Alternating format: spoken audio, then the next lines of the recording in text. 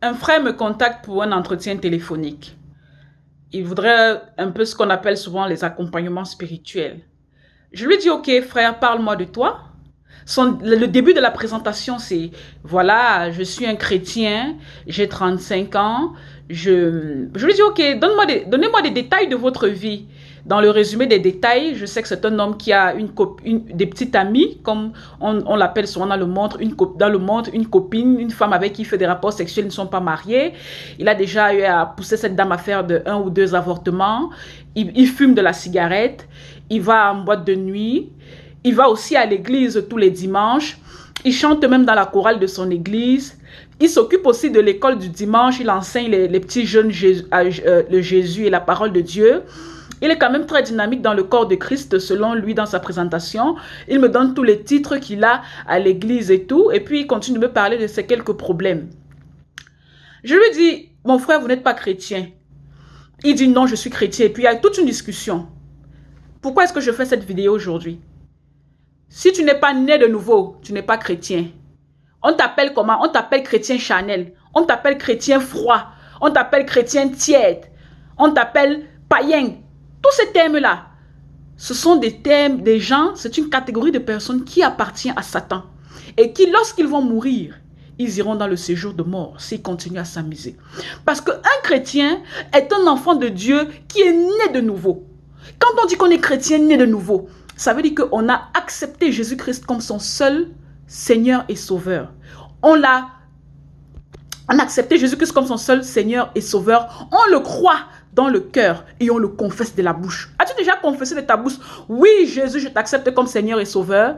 Non, non, non. Quand il y avait une collectivité de personnes qui allaient donner leur vie à Jésus, tu aussi es parti comme ça là, et puis tu as suivi le suivisme de donner ma vie à Jésus, mais tu ne connais pas Jésus, tu n'as pas de relation avec Jésus. Un chrétien confesse de sa bouche sa croyance en Jésus et qui est Jésus pour lui, et il croit dans le cœur, de un. De deux, un chrétien né de nouveau est un chrétien qui est passé par la vraie repentance. Pourquoi? Parce que certaines personnes pensent que parce qu'il croit en Dieu, il est chrétien. C'était le cas du frère. Croire en Dieu ne fait pas de toi un chrétien, parce que la Bible dit dans le livre de Jacques, chapitre 2, verset 19, tu crois qu'il y a un seul Dieu, tu fais bien, les démons croient aussi, et ils tremblent.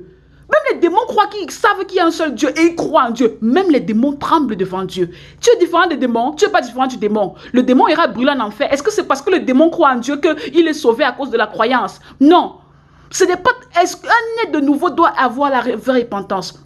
Quels sont les signes de la vraie repentance? Tu dois craindre l'Éternel. Et quand tu crains l'Éternel, tu as peur de commettre certains péchés. Tu as peur de marcher d'une certaine façon. Tu as peur même de faire les choses que tu faisais avant. Et tu ne peux même plus les faire. Parce que quand tu es né de nouveau, ce n'est plus toi qui vis. C'est Christ qui vit en toi. Et les choses anciennes sont passées.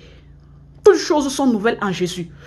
Quand tu es né de nouveau, tu as même peur de mettre la cigarette dans ta bouche parce que tu sais que la cigarette détruit ton corps qui est le temple de l'Esprit Saint. Et le Seigneur dit, si tu détruis ton corps qui est le temple de l'Esprit Saint, je te détruirai. Quand tu es né de nouveau, tu ne peux pas demander à une femme d'avorter, de tuer un être humain. Quand tu es né de nouveau, tu ne peux pas te sentir confortable de faire les choses du monde et de Dieu glorifier dans le monde. Quand tu es né de nouveau, tu n'es pas hypocrite. Tu ne vas pas à l'église le dimanche et en semaine, tu fais ta vie. Quand tu es né de nouveau, tu crains l'Éternel et c'est la crainte de l'Éternel qui te fait ne pas faire certaines choses. La crainte de l'Éternel est le commencement de la sagesse, mon frère. Tu n'es pas chrétien. Quand on est né de nouveau, on exprime le fruit de l'Esprit Saint. Quand je parle avec toi, tu es là, tu es colérique. Tu es très nerveux. Tu as un tempérament incontrôlable, un tempérament animal. Quel est l'esprit qui te motive? Parce que lorsque tu es habité par l'Esprit Saint, il y a le fruit de l'Esprit Saint que tu exprimes automatiquement, sans le vouloir. Tu es un homme de paix, un homme d'amour, de joie. Tu as la tempérance, tu as la douceur, tu as la patience. Examinez-vous, chers frères et sœurs. Si une personne sait qu'il a un tempérament extrémique, ou alors il a des choses qu'il n'arrive pas à éprouver ou à avoir, il n'est pas né de nouveau.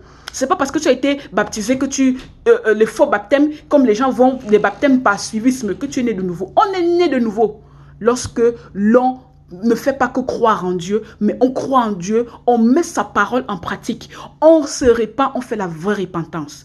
Toi, tu n'étais jamais repenti quand tu dis que tu es né de nouveau. Tu as continué à vivre dans le péché et aller chanter à l'église. C'est parce que tu chantes à l'église que tu vas aller au ciel. C'est parce que tu t'occupes de l'école du dimanche que tu seras sauvé. Tu vas aller en enfer. Parce que tu es un hypocrite, tu es un pharisien, un sadducéen. Ces gens-là qui faisaient de la politique commerciale, qui détournaient la maison de l'Éternel et qui connaissaient la loi. Les pharisiens et les sadducéens connaissaient très bien la Bible, pardon, pas la Bible, la loi. Ils connaissaient la loi de Moïse, la loi juive. Ils récitaient ça par cœur. Mais ils ont été tous chassés par Jésus, critiqués par Jésus. C'était des tombeaux blanchis au dehors, des sépulcres morts à l'intérieur. Mon frère, tu n'es pas chrétien parce que tu n'as pas encore eu ta nouvelle naissance. Répands-toi vraiment et ne fais pas que croire en Dieu, mais crois en Dieu et crains aussi le Seigneur. Que la paix de l'Éternel soit votre partage. Je suis la servante de Dieu, précieuse Diane. À la prochaine.